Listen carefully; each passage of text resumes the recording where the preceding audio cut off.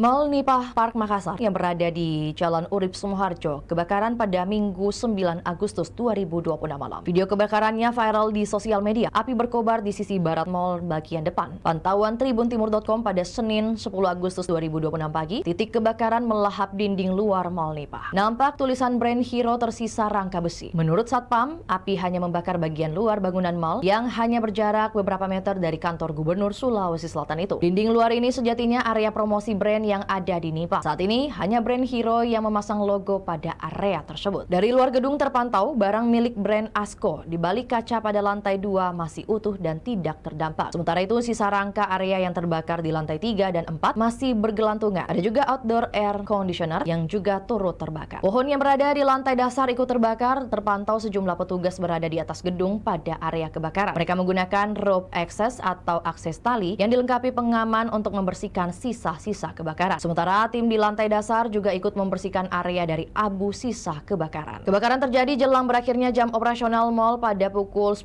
malam waktu Indonesia Tengah. Kebakaran ini membuat pengunjung, karyawan, tenan, dan orang di sekitar mal panik. Setelah kebakaran, kata manajemen mal, suasana kembali kondusif. Proses pemadaman berlangsung selama 30 menit, dimulai dengan alat pemadam api ringan, lalu menggunakan selang hidran gedung. Sejumlah armada pemadam kebakaran dari Dinas Pemadam Kebakaran dan Penyelamatan Kota Makassar juga dikerahkan membantu memadamkan api. Manajemen mal juga menyampaikan peristiwa tersebut tak membuat operasional mal berhenti. Itulah tadi berita hot news kita pada hari ini. Saksikan berita hot news lainnya hanya di kanal YouTube dan Facebook Tribun Timur. Download Tribun X sekarang. Menghadirkan lokal menjadi Indonesia.